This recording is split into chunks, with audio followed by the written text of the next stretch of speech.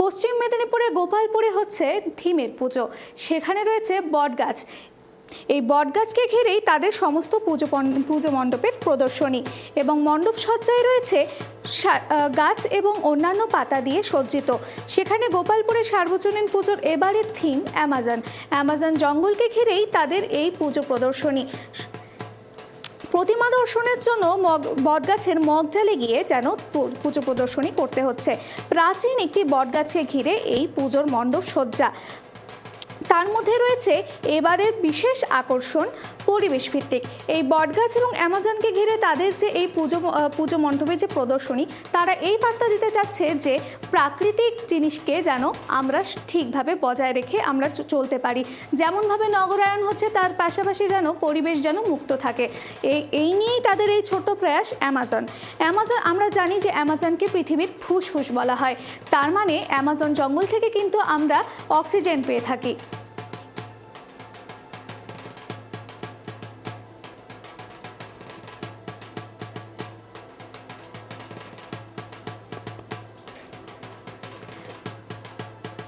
আমাদের সঙ্গে সরাসরি যুক্ত হয়েছেন শুভ। আমাদের সেই শুভর কাছ থেকে আমি জেনে নিব যে এই পুজো মণ্ডপ নিয়ে তাদের কি বার্তা রয়েছে এবং এই যে থিম অ্যামাজন নিয়েছে, কি তারা বার্তা দিতে যাচ্ছে। শুভ, দেখো শ্রেয়সী, আমি যেখানে দাঁড়িয়ে রয়েছি এইটি একটি আস্ত বটগাছের প্রায় মগডাল। পাওয়া যায় না যে একটি গ্রামীণ এলাকার পুজো তারা কতটা নিপুণ দক্ষতায় এগিয়ে চললে তারা এত সুন্দর একটি মণ্ডপ উপহার দিতে পারে। এখানে ফুটিয়ে তোলা হয়েছে অ্যামাজনের জঙ্গলের বিভিন্ন চিত্র, যেখানে আনা হয়েছে বিভিন্ন জন্তু জানোয়ার এদের প্রতিকৃতি, এবং একই সাথে পুরো বটগাছটিকে ঘিরে এই মণ্ডপটি তৈরি হয়েছে। আমি চেষ্টা করে নেবো এখানে যিনি এই মণ্ডপের এবং এই কমিটির যিনি কর্মকর্তা রয়েছেন তার সাথে কথা বলে নেওয়ার চেষ্টা করব।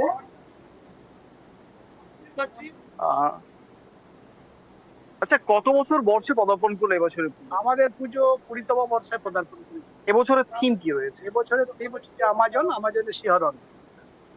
কি কি জিনিস ব্যবহার করেছেন এবারের পুজোয়? আমাদের পরিবেশ বান্ধব জিনিস ব্যবহার হয়েছে, গাছপালাকে একটু ব্যবহার করা হয়েছে, আর রাবার রয়েছে, ওই চট রয়েছে, কালার রয়েছে, আর ঝর্ণার ব্যবস্থা করা হয়েছে। মানে আজ তো একটি বট গাছটি ঘিরে এই পুরো মণ্ডপটি। হ্যাঁ, বিশেষ করে সবুজটাকে আরো বেশি করে বাড়ানোর জন্যই আমরা এটা করেছি। আর আপনারা নিশ্চয়ই জানেন, বা সাধারণভাবে প্রত্যেকেই জানেন, আমাজন হচ্ছে যে পৃথিবীর একটা সবুজ দ্বীপ। তার আয়তন 7 লক্ষ বর্গ কিলোমিটারেরও বেশি। ফুসফুসকে রক্ষা করার জন্য আমাদেরকে দরকার সবুজ আরো বেশি করে লাগাতে। তাই সবুজকে রক্ষা করার জন্য এই সবুজকে আইডেন্টি হিসেবে আমরা ধরে। বাজেট কত হয়েছে? বাজেট আমাদের ছাড়িয়ে যাবে। দর্শনার্থীদের ভিড় কেমন লক্ষ্য করছেন? দর্শনার্থীদের ভিড় তো আমাদের এবারে বলবো মণ্ডপ উদ্বোধনের আগে ভিড় শুরু হয়েছে। চতুর্থ দিন যে মণ্ডপ খোলা হয়েছে, অধীরাত্রে মানুষ 1,000 তার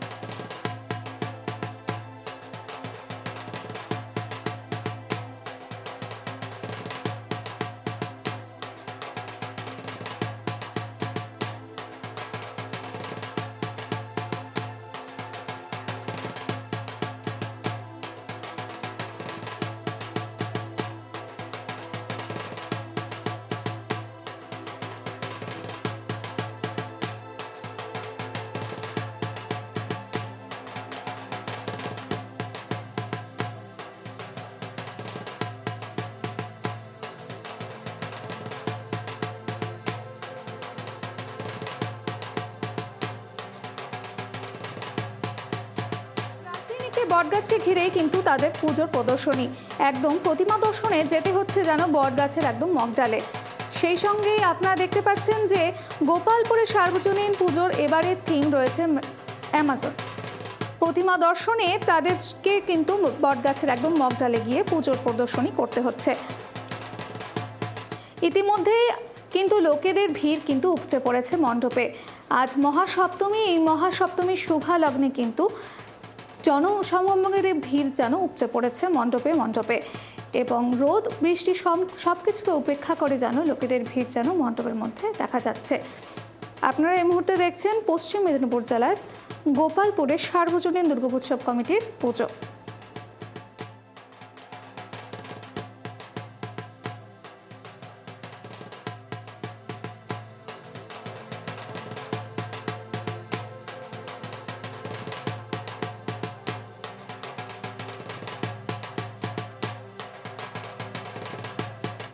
আপনাদেরকে এবার দেখাবো দীপান্বিতা পুজো। অভিনেত্রা দীপান্বিতার রক্ষিতে বাড়িতে এবার তাদের পুজো হচ্ছে।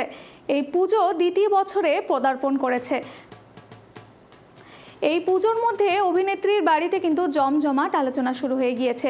আজ মহাসপ্তমী, এই মহাসপ্তমীর শুভা লগ্নে ইতিমধ্যেই সকাল থেকেই যেন দর্শনার্থীদের ভিড় যেন দেখা যাচ্ছে মণ্ডপে মণ্ডপে।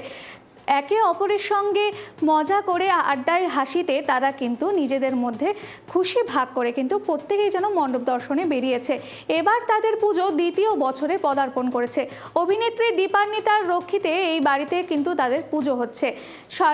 এই সার্বজনীন দুর্গোৎসবের যে তাদের যে রূপ রয়েছে, তাদের কিন্তু সাবিকে আনার চিত্র কিন্তু এখানে দেখা যাচ্ছে।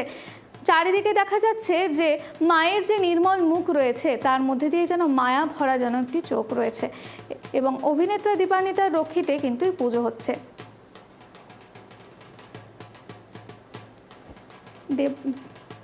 আমাদের সঙ্গে সরাসরি যুক্ত হয়েছে দেবলিতা। আমরা তার কাছ থেকে জেনে নেব যে এই পুজোর মাধ্যমে তারা কি বার্তা দিতে যাচ্ছে। দেবলিতা,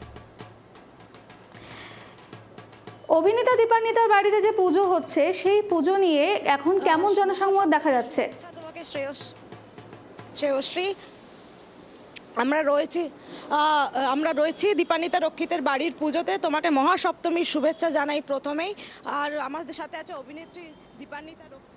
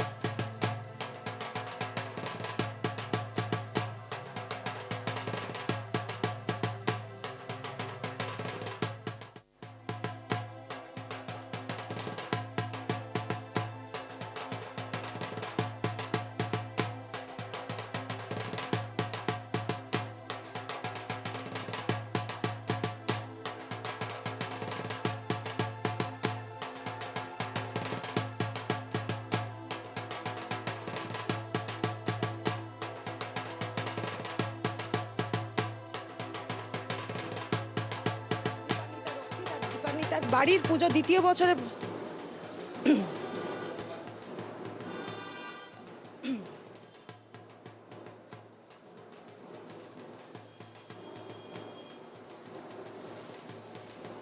পুজোর মধ্যে সাবেকিয়ানার চিত্র ধরা পড়েছে। আপনাদেরকে দেখাবো যে এখানে কি রকম জনসমাগম ধরা পড়েছে। আমি আমার প্রতিনিধিকে জানাবো যে তা নিয়ে এদের কি বক্তব্য রয়েছে।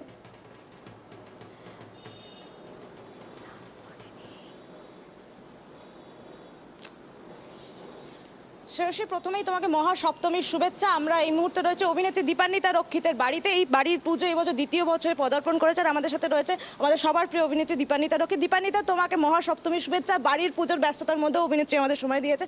সকাল থেকে কতটা ব্যস্ততার সময় কাটছে? প্রচণ্ড ব্যস্ত। এক তো প্রথম কথা, কালকে এত খাটাখাটনি হয়েছে যে আজকে ঠিক সময়ে ঘুমই ভাঙেনি আমার। তো যাই হোক, মানে ভালোই মা যখন আছেন সব কিছু উতরে গেছে। তো পুজোটাও খুব ভালো হয়েছে। আর এবারে আগের বছর আমার ফ্যামিলির যত না মেম্বার এসেছিলো, এবারে প্রায় সবাই আমার ফ্যামিলির এসছে। তো এবারে পুজোটা আরেকটু ভালো, আরেকটু বড় করে হয়েছে আমার ঘরে। মায়ের সাজের এবারে পরিকল্পনাটা কতদিনের ছিল? মাকে এইভাবেই সাজাবে, এই সাবেকি আনার ছোঁয়া, নথে টানা একটা নথ মূর্তি দেখতে পাচ্ছি আমরা, তার সাথে আরও সুন্দর সুন্দর সূক্ষ্ম সূক্ষ্ম ছোঁয়া, এইটা কতদিনের পরিকল্পনা ছিল দীপান্বিতা? এইটা অ্যাকচুয়ালি আমি আগের বছরই ভেবে রেখেছিলাম দুর্গাপুজোয়, যে এবারে তো আগের বছর যেহেতু আমার একদম কোনো কিছু ভাবিনি, জাস্ট মাকে নিয়ে চলে এসেছি আর পুজো হয়ে গেছে, একটা ছোট্ট করে পুজো হয়েছিল, কিন্তু তখনই আমি ভেবে রেখেছিলাম পরের বছর একটু মানে প্যান্ডেলটা একটু সাবেকি রকম সাজাবো। মাকে অ্যাকচুয়ালি আমার সাদা রং খুব পছন্দ, তো আমি চেয়েছিলাম মাকে ঢাকের সাজেরই করবো, আর মা এবারে একটা সোনার নথ মাকে দিয়েছে, তো আমি বলেছিলাম যে নাকের টানাটা যেন একটু পুঁথির হয়, তাহলে সেটা আরও ভালো লাগবে। তো মানে আগের বছরই ভেবে রেখেছিলাম বেসিক্যালি। মানে কবেতে আনা হয়েছে মায়ের নথটা, কতদিন ধরে বানাতে দেওয়া হয়েছিল, বা এটার জন্য কোনো কি মানত ছিল যেটা আমরা দেখি যে এরকম শোনা যায়? না, এরকম কিছু না। আমরা কি নিজের জন্য যখন সোনা গয়না কিনি তখন কি কোনো মানত করে কিনি যে হে আমি এবারে এটা যদি এই অনুষ্ঠান হলে এই অনুষ্ঠানে এইরকম একটা বানাবো, এইরকম তো না। মানে সোনার গয়না ঠিক আছে, মাকে দিয়েছি, পরিয়েছি। মানে আমার ঘরে গোপাল আছে, মানে তাদের জন্য সিলভার বা সোনার বানাতে ভালো লাগে, আর কিছু না, মানে কোনো মানত না, কোনো কারণ ছাড়াই। আর কিছু যদি চায় তাহলে আমরা এমনি ঠাকুরের কাছ থেকে চেয়ে নিতে পারি, সেটার জন্য তোমাকে এটা দেবো, তুমি আমাকে এটা দাও, এই অদল বদলটা আমার ভালো লাগে না। মা বাবার সাথে কখনো ওটা করতে নেই, ঠাকুর তো আমাদের মা বাবার মতনই। মাকে কি তুমি মেয়ে রূপে দেখো না মা রূপে দেখো, যেটা আমরা সবসময় বলি, সবাই বলে যে আমি একটু বাড়ির মেয়ে বা আমার বাড়ির মা, তুমি কি রূপে দেখো? আমি তো মায়ের মতন করে দেখি, ঠিক আছে, আমার মা আবার মেয়ের মতন করে দেখে, ঠিক আছে। তো এইরকম না যে মা মেয়ের মতন করে মানছে, এটা সব ইন্ডিভিজুয়াল। আমি মায়ের রূপেই সবসময় দেখেছি, আমার ভালো লাগে। মানে মা আসলে, ইভেন যখন লাস্ট বছর দশমী দিন যখন সিঁদুর টিঁদুর পরানো হচ্ছে, আমাদের ঘরের সবাই কেঁদেছে। মানে এখন আমি মানে বলছি আমার খারাপ লাগছে যে আবার কিছুদিন পর আবার যখন মা চলে যাবেন তখন কতটা খারাপ লাগবে, তখন কতটা কষ্ট হবে। তো হ্যাঁ। সপ্তমীর দিন সকালেই যেটা দেখি আমরা নবপত্রিকা শান, সেটা করাতে কতদূর নিয়ে যাওয়া হয়েছিল, বা ওটাতে কখন থেকে উঠেছো সকালে ভোরবেলা? একটু সকালে আমি একদম লেটে উঠেছি, আমি 5:30টার সময় উঠেছিলাম। তো আমাকে মা আমার পাশে শুয়েছিল, মা বললো যে এখন কি করতে উঠছিস, হ্যাঁ সেই তো যাবে 8:30টার সময়। তো আমি ওই যে আবার শুয়ে পড়েছি, ব্যাস আমি শুয়ে পড়েছি, ডিরেক্ট 7টার সময় আমি উঠেছি। তারপরে আমি লাস্ট অবধি, আমার বাড়িটা এমন জায়গায় না যে মোটামুটি আমার সব কিছুই কাছে পড়ে, ঠিক আছে, মানে পুকুরও পেয়ে যাই ঘরের কাছেই, তো এই সামনেই আছে, 1 মিনিট হাঁটতে হয়। তো ওখানে গিয়ে হয়েছে, পাপা নবপত্রিকা স্নান করিয়েছে, তো পাপা প্রায় পুকুরের কাছে পৌঁছে গেছে, বাড়ির সবাই পুকুরের কাছে পৌঁছে গেছে, আমি এখান থেকে দৌড় লাগিয়েছি, ছুটছি খালি পায়ে, সেটাও খালি পায়ে আমি ছুটছি, এই পাথর কাদাওয়ালা রাস্তায় ছুটছি আমি। না, আমার কি বলতো, যদি আমি কোথাও ঘুরতেও যাই তাহলে আমি খুব সিম্পল সাজি। আমার অ্যাকচুয়ালি দর্শকরাও যারা আমাকে ফলো করে তারা জানে আমি খুব একটা সাজতে পছন্দ করি না। মানে যদি আমি কোনো শ্যুটও করি বা আমি কোনো অন্য জায়গায় যদি পার্টিতে যাই, সেখানেও দেখবে আমার সাজ খুব মিনিমালিস্টিক থাকে। আর সেই জায়গায় তো এটা আমার ঘরের পুজো, আমি কী সাজবো, মানে কী দেখাবো সেজে গুজে, আমি কী দেখা যায়, আমি পুরো একদম ঘরের মতন থাকি। মানে যদি কেউ আসেও আমার সাথে দেখা করতে, তাদের সাথেও আমি এইভাবেই মিট করি। আর সেজে গুজে দেখানোর জন্য টিভির পর্দাটা তো আছে। পুজোয় কেনাকাটা কি কি করেছো নিজের জন্য? সবই কি সিম্পল শার্টের ওপরে, না শাড়ি কেনা? আমার পুজোরই তো জামা, মানে আমি আলাদা করে, কিন্তু মানে আমার এরকম না যে পুজোর জন্য আমি এইরকম দামের একটা এইরকম ভালো একটা জামা কিনবো, ওই রকম আমার কিছু না। আমি প্রত্যেক মাসে মল যাচ্ছি, যেটা পছন্দ হচ্ছে আমি সেটা তখনই কিনছি। মানে আলাদা করে যে পুজোর জন্য এগুলো কিনবো, আমার সারা বছরই তো শপিং চলছে, তো পুজোর জন্য অ্যাজ ইফ এরকম কিছু কেনা হয় না। হ্যাঁ, পুজোর 4টে দিন বা 5টা দিন একটু নতুন জামা কাপড় পরতে হয়। আমি চেষ্টা করি যেহেতু ঘরের পুজো, আমি এমন জামা কাপড় কিনবো যেটা আমি সারাদিন পরে থাকতে পারবো, যাতে আমার প্রবলেম না হয়। যেমন এই জামাটা আমার নতুন কে কেনা, এটা সবাই বলবে পুজোর জন্য এইরকম জামা কিনেছিস। হ্যাঁ, আমি এরকমই জামা কিনেছি যাতে আমি ঘরে পরতে পারি, প্লাস আমি বাইরেও রেগুলার ইউজের জন্য যাতে পরতে পারি। সপ্তমীর ভোগের আয়োজনে কি কি রেখেছে দীপা? সপ্তমীর ভোগের জন্য পোলাও, আলুর দম, মিষ্টি, এটাই হয়েছে আমাদের সপ্তমী ভোগ। ভোগটা মা বানিয়েছে, এবার বাদ বাকি তো রান্নার ঠাকুর আছে। দীপান্বিতা এবারে কি বানিয়েছে? ডায়েট লাড্ডুকে এবারে বানানো হয়েছে? ডায়েট লাড্ডু এবারে মানে আমি একদম ডায়েটে নেই এখন, মানে জাস্ট আমি ডায়েটে নেই। আমি পুজোর আগে অনেক ডায়েট করে নিয়েছি, পুজোর 1 সপ্তাহ আগের থেকে আমার ডায়েট ভেঙে গেছে। কারণ হচ্ছে আমি মানে আমার না ঘরে, যেহেতু আমরা মধ্যবিত্ত ফ্যামিলি থেকে বিলং করি, এটা আমার বলতে কোনো দ্বিধা নেই। আমার বাবা খুব একটা ছোট জায়গা থেকে উঠে এসছে, সে প্রচণ্ড স্ট্রাগল করেছে। তো অন্য কাউকে বুক করে ফুল হোম ক্লিন করানো, এই বিষয়টা না আমাদের নেই। তো আমরা নিজের হাতেই পুরোটা ক্লিন করি। আমি ক্লিন করেছি, মানে 3,32,00,000 টাকা আমি নিচে করেছি। তো 3 দিন ধরে আমাদের হোম ক্লিনিং হয়েছে। তো সেটার জন্য আমি সারাদিনে হয়তো একবারই খাবার খেয়েছি, টাইমই পাইনি খাবার খাওয়ার। তো এইভাবে আমার যে ডায়েটটা হয়েছে, ওই 3 দিন কাজ করার পর আমার আরও 1 কেজি কমে গেছে। তো আলাদা করে আমার ডায়েট প্রয়োজন পড়েনি এই কটা দিন। আর এবারে মায়ের জন্য স্পেশাল তুমি কি রেখেছো? মিষ্টি বলো বা ভোগের তালিকায় অন্যান্য দিন? না দেখো, একটা লিস্ট বানানো থাকে যে এই দিন এই খাবার হচ্ছে। তো মায়ের জন্য সেম জিনিসটাই বানানো হয়, যাতে ওই খাবারগুলো আমরা পুরো খাবারের মধ্যে যাতে মিক্স করে দিয়ে পুরো খাবারটাই যাতে ভোগের খাবার হয়ে যায়। তো সেইভাবে মানে মা যেটা খান আমরা সেটাই খাই, আমরা যেটা খাই মা সেটাই খান, মানে একদম বাপের বাড়ির মতন। না না না, মা বাড়ির মেয়ে, আমার মা একদম মেয়ের মতন করে রাখে, ঠিক আছে? তো কোনো প্রবলেম নেই। মানে আমাদের যে ছোটো বালগোপাল আছে, আমার বৌদির কাছে লাড্ডু গোপাল আছে, আমাদের বিল্ডিংয়ে অনেকের লাড্ডু গোপাল আছে, তারাও এসে এখানে বসে।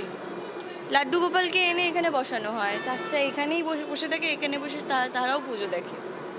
দ্বিতীয় বছরে পড়লো দীপান্বিতা, কি কি চেঞ্জেস করেছো? প্রথম বছর থেকে কি কি শিখলে বা কি কি পরিবর্তন হলো একটু যদি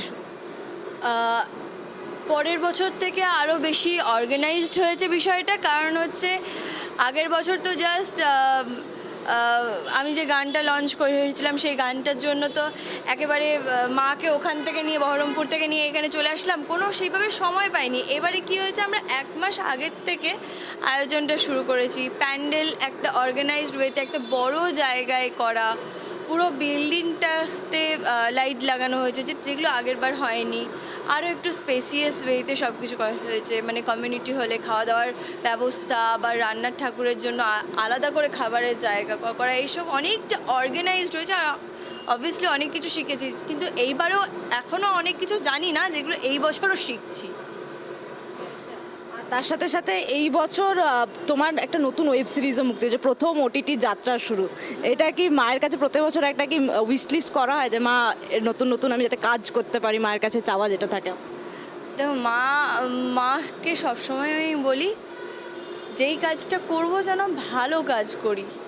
অ্যাকচুয়ালি তোমরা অবভিয়াসলি দেখবে আমি না খুব কম কাজ করি, আমার এক একটা প্রজেক্টের মধ্যে বা এটার মধ্যে না অনেকটা করে গ্যাপ থাকে, because I am very fuzzy and I am very choosy.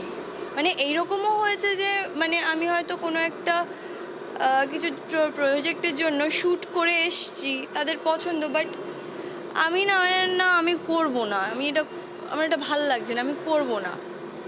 মানে এইরকম করে আমি অনেক প্রজেক্ট ছেড়ে দিয়েছি যে আমার ভালো লাগছে না, আমি করব না। এরকম অনেক প্রজেক্ট এসছে। তো মা জানেন যে আমি কীরকম টাইপের কাজ চাই, মাকে আলাদা করে আর কিছু বলতে হয় না আমাকে, মা সব জানেন। ওজন কমানো হয়েছিল শুনেছিলাম একটা প্রজেক্টের কারণেই। এখন কি নতুন কি প্রজেক্ট আসছে দীপান্বিতার? পুজোর পর কি কোনো সুখবর আমরা পেতে চলেছি? না দেখো, আমার অনেক দিন ধরেই অনেক কথা চলছে, কিন্তু অনেক রিজনের জন্য সব প্রজেক্ট তো হয়ে ওঠে না। আর দ্বিতীয় কথা হচ্ছে যে একটা বাইরেরও হয়তো কথা চলছে, তো সেটা দেখা যাক হয় কি হয় না। এখানেও কথা চলছে, বাইরেও কথা চলছে। তো টু বি ভেরি অনেস্ট, আমি যদি এইখানে ভালো কাজ পাই, আমি কখনোই আমার ফ্যামিলিকে ছেড়ে এখান থেকে যেতে চাই না। আর এইরকম না যে আমি প্রথমবার বাইরে থেকে কাজের অফার পাচ্ছি বা এরকম কিছু, আমি আগেও পেয়েছি, হুকুমনি শেষ হওয়ার পরেও পেয়েছি, ইভেন কি সাজের বাতি শেষ হওয়ার পরেও পেয়েছি। আমি ইচ্ছে করে সব কিছু ওগুলোতে যাইনি। মানে আমার কেমন ফিল হয় বলো তো, আমি ফ্যামিলি ছেড়ে ওখানে গিয়ে থাকবো, আমার খুব কষ্ট হতে থাকে, আমার কান্না পেতে থাকে। জন্য আমি চাই যে এইখানে থেকে যদি আমি ভালো কাজ পাচ্ছি, তাহলে হয়তো 2 পয়সা কম হচ্ছে, আমার তাতে কোনো অসুবিধা নেই, আমি আমার ফ্যামিলির সাথে থাকতে পারছি, আমার পেটসদের সাথে থাকতে পারছি। পুজোয় তারা কি নিচে ঠাকুর দেখতে এসেছেন তোমার সন্তানেরা? হ্যাঁ, মানে সবাই তো আসে না, বেসিক্যালি আমার যে ডগিটা আছে গোলু, সে এসে পুজো দেখে, ঠিক আছে। ইভেন কি আমরা যখন নাচ করি ও নাচ করে, আমাদের কোমর ধরে নাচ করবে আবার, ঠিক আছে। আমার একটা বিড়ালি আসে নিচে, সেটা হচ্ছে জাম্বো। জাম্বো এখানে নিচে আসবে, বসবে, বেশি সাউন্ড হলে আবার উপরে চলে যাবে। মায়ের সাথে পুজোয় মেতে ওঠে। হ্যাঁ, আর ওদের জন্যই আমার সব কিছু একটু বেশি ডিফিকাল্ট হয়ে ওঠে, কারণ হচ্ছে কে কখন কোন দিক থেকে পালিয়ে যাবে তার নেই ঠিক। তাদেরকে একটা আলাদা করে রুমের মধ্যে, সেখানে আবার পুরো একদম অয়েল ক্লথ পেতে, তাদের সব খেলনাপাতি রেখে, আর এরকম তো না একদম সব সুস্থ বাচ্চা আমার, তাদেরকে দুবার ওষুধ, মানে ওই করতে করতে আমি আর হাঁপ ছেড়ে বাঁচতে পারি না, মানে কোনটা ছেড়ে কোনটা করবো আমি বুঝতে পারি না। পুজোর বাকি দিনগুলো কি বেরোনো হবে কোথাও? বাড়িতে যেহেতু বললে সব আত্মীয় স্বজনরা এসছে, আশেপাশে ঠাকুর দেখতে যাওয়ার সময় হবে কি? না দেখো, আমি ছোটোবেলা থেকেই কখনো বেরোইনি বাইরে। খুব জোর হলে আমি যখন ছোট ছিলাম, যখন ব্যারাকপুরের ওই ধনিয়াপাড়াতে থাকতাম, তখন হয়তো আমাদের পাড়ার মোড়টাতে পুজোটা হতো, সন্ধেবেলায় গিয়ে ওখানে হয়তো বসতাম কিছুক্ষণের জন্য। এর বাইরে যে আলাদা করে প্যান্ডেল হোপিং, সেটা আমি জীবনেও কখনো করিনি, সত্যি করিনি। তো এখন তো বাড়িতে পুজো হচ্ছে, আমার যারা মানে ভাইপোরা, তারপরে দিদির ছেলেমেয়েরা, ওরা এদিক ওদিক একটু ঘুরে আসছে সন্ধ্যাবেলা, আমি বাড়িতে। আমার ভাই এত ভিড়, এত আমার পছন্দ হয় না। আমি বাড়িতে থাকবো, শান্তিতে থাকবো, টিভি চালিয়ে দেবো, টিভিতেই প্যান্ডেল হয়ে যাবে, আমার হাতে তো ফোন আছেই, আর মাকে ছেড়ে কোথায় যাব। পুজোর বাকি দিনগুলো এইভাবেই ভালো কাটুক, আনন্দে কাটুক। আজ এই সপ্তমী দিনে দর্শকদের শেষে কি বলবে তুমি? দর্শকদের এটাই বলবো, একদম মাকে নিজের মতন করে পুজো করুন, এরকম কোনো নিয়ম কানুন আপনাদেরকে মানতে হবে না। আজকাল নিয়ম কানুন মেনে না সব কিছু একটু বেশি টাফ হয়ে উঠেছে। তো মাকে যেইভাবে ভক্তি করার সেইভাবে ভক্তি করুন, আর হ্যাঁ, পথপশুদেরকে ভুলে যাবেন না। পুজোর বাকি দিনগুলো তোমার এইভাবে হই হই করে কাটুক, বাড়ির পুজোতে বাড়ির মায়ের সাথে, আর আপনাদের পুজোর দিনগুলো খুব ভালো কাটুক। আমরা দেখলাম দীপান্বিতা রক্ষিতার বাড়ির পুজো। তাদের বাড়ির পুজোতে কিন্তু এবার সাবেকিয়ানার ছোঁয়া ফুটে উঠেছে। তাদের এবারের পুজো 2 বছরে পদার্পণও করেছে। ইতিমধ্যেই কিন্তু জনসমাগমের ভিড় যেন উপচে পড়ছে তাদের বাড়িতে। ধন্যবাদ।